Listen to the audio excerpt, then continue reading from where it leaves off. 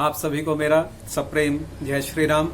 मित्रों, मैं आप सबका स्वागत करता हूं अपने YouTube चैनल इंस्टेंट एस्ट्रो समाधान में।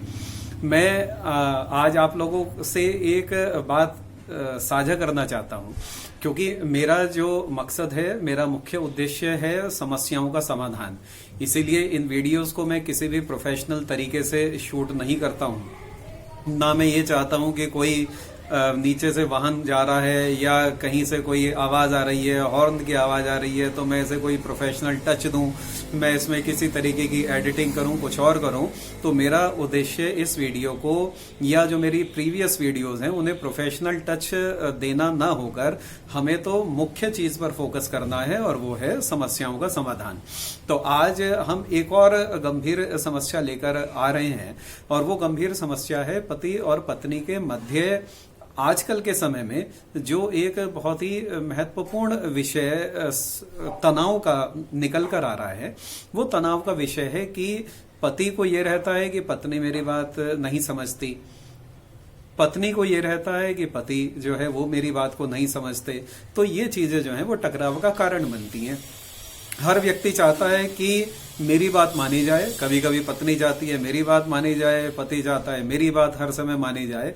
तो कोई भी व्यक्ति हर समय सही नहीं हो सकता। कहीं ना कहीं, कभी ना कभी, किसी न किसी रूप में हम लोग अपने जो सोच है, अपने विचारों से हम लोग परेशान खुद भी रहते हैं और हम दूसरे को भी परेशान करते हैं। और हमारा प्रयास ये रहता है कि बस मैं ही सबसे ज्यादा सही हूं और सबको मेरा ही निर्णय मानना चाहिए। और जब हम अपने निर्णय को मनवाने के लिए बाध्य करते हैं दूसरे को, तो वहीं से ही वैचारिक गतिरोध शुरू होता है, विचारों में मतभेद शुरू होता है, और उसके बाद फिर परिवार में तनाव प्रारंभ हो जाता है। तो आज हम बात करते हैं कि यदि कोई व्यक्ति ये चाहे कि उसकी पत्नी उसकी बात को समझे और सही बात को समझे और उसके मनोनुकूल आचरण करे, उसके लिए श्री रामचरितमानस में से आज हम एक बहुत ही सुंदर चौपाई आपके लिए लेकर आए हैं। यदि आप उस चौपाई का नित्य प्रति पाठ करेंगे, तो पाठ करने से आपको ये महसूस होने लगेगा कि 40 दिनों के बाद यदि आपके और आपकी धर्मपत्नी के बीच में वैचारिक मतभेद रहते हैं, आपको ये लगता है कि पत्नी आपकी बात को नहीं समझ पाती है, उसके कारण से संबंधों में खिंचावट बनी रहती है, तो आप उस चौपाई का पाठ करना प्रारंभ करें नित्य प्रति, और प्रभु श्री सीतारामचंद्र जी महाराज की कृपा से आपके वैचारिक मतभेद तो समाप्त तो होंगे ही होंगे। और आप उसमें ये एक मैजिकल इफेक्ट आप ये देखेंगे कि कई बार जो चीज आपके मन में होगी, आपके कहने से पहले ही आपकी पत्नी उस चीज को समझ सकती है, और समझेगी। जब वो आपके कहने से पहले समझने लगेगी तो आपको भी प्रसन्नता होगी, और परिवार में जो एक प्रकार के संबंधों में खिंचावट है और संबंधों में जो खटास वाली बात आती है, आप लोग उससे भी बाहर निकल जाएंगे। इसके लिए आप श्री रामचरितमानस को उठाएं और श्री रामचरितमानस का अयोध्या कांड का 102वां दोहा, यानी कि 102 दोहे की तीसरी चौपाई है। मैं उसे पढ़ देता हूं।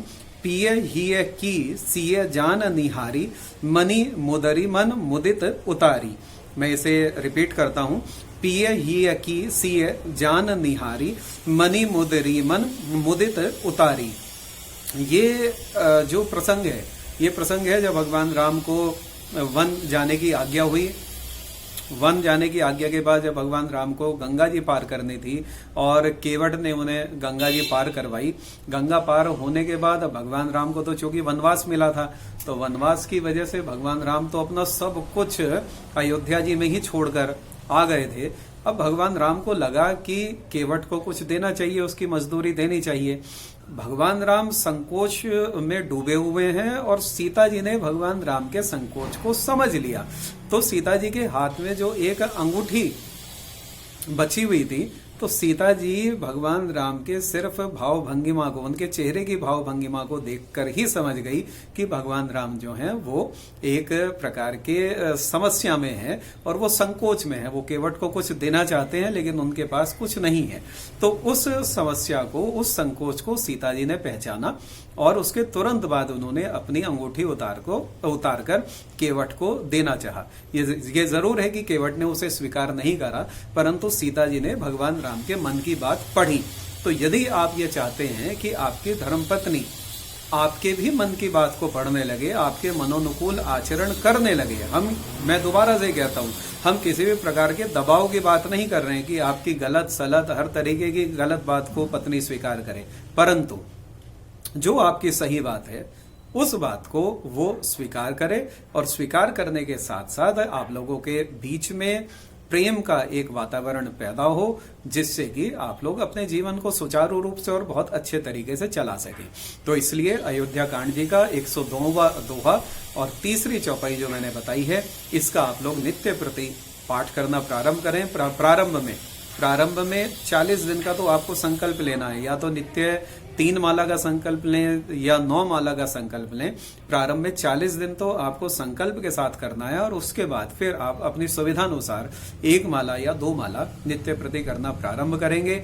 मैं जहां तक समझता हूं, प्रभु श्री सीतारामचंद्र जी महाराज की कृपा से आपके वैचारिक मतभेद भी समाप्त होंगे, और उसके साथ साथ आपके धर्मपत्नी आपकी सही बातें जो वास्तव में ही सही हैं उन्हें पहचानना एवं मानना प्रारंभ कर देंगे। आप सभी के लिए बहुत बहुत मंगल कामनाएं। जय श्री राम।